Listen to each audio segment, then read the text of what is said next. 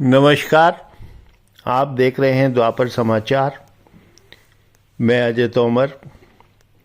पिछले वीडियो में मैंने आपको प्राण प्रवाह की क्रिया के बारे में बताया था।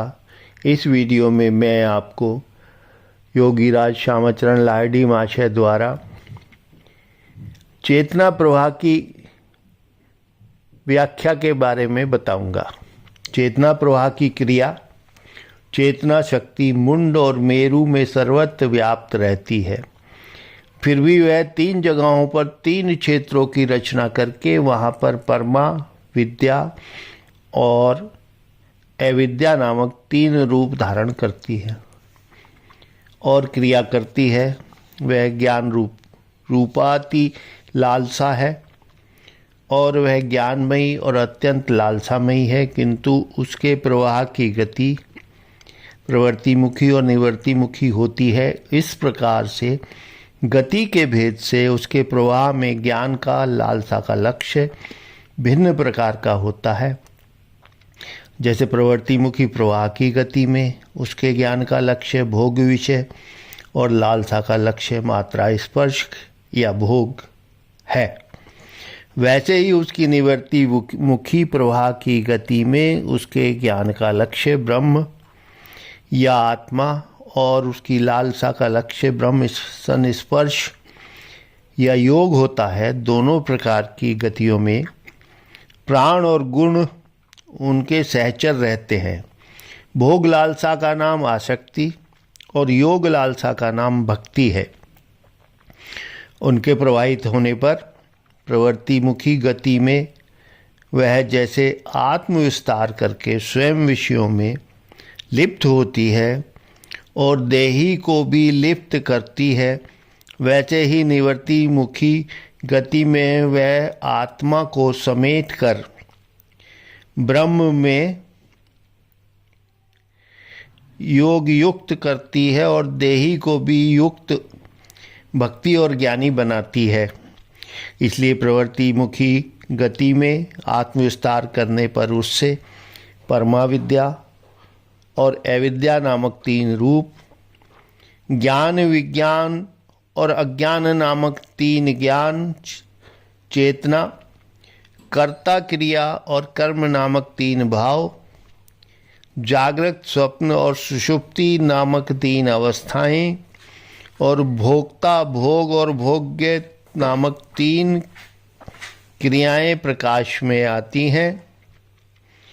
तब वह प्राण और गुणों के साथ युक्त होकर मूला से श्री पर्यंत, परमा क्षेत्र, श्री से कूटस्थ पर्यंत, विद्या क्षेत्र और कूटस्थ से नीचे भू पर्यंत अविद्या क्षेत्र की रचना करती है और मान, मोह, आसक्ति और घृणा, शंका, भय, लज्जा, जुगुप्सा, कुल, शील और जाति नामक 8 पाशों की सृष्टि करके देही को देह और भोग लालसा में मुग्ध करके वासनाओं के बंधन में जकड़कर स्वयं नीचे भू के स्थान में जाकर निद्रित अवस्था में रहने लगती है।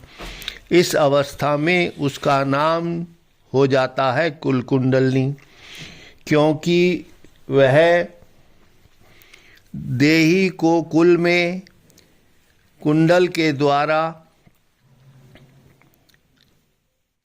कुंडलित करती है या फांस में बांध देती है।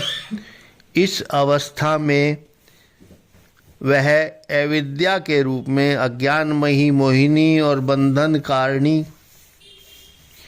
भक्ति हो जाती है और फिर निवृत्तिमुखी गति में वह जागृत अवस्था पाकर ऊर्ध्व में स्वस्थान में पहुंचकर शुद्ध सतत्वमयी होकर देही के बंधन का मोचन करती है।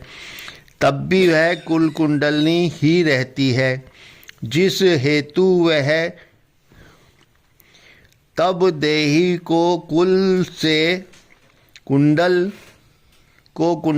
कुंडलित करती है, लेती है या खोल देती है इस अवस्था में वह प्रेममयी विद्या के रूप में मोक्षदायिनी शक्ति और ज्ञानमयी परमा के रूप में वह बंधन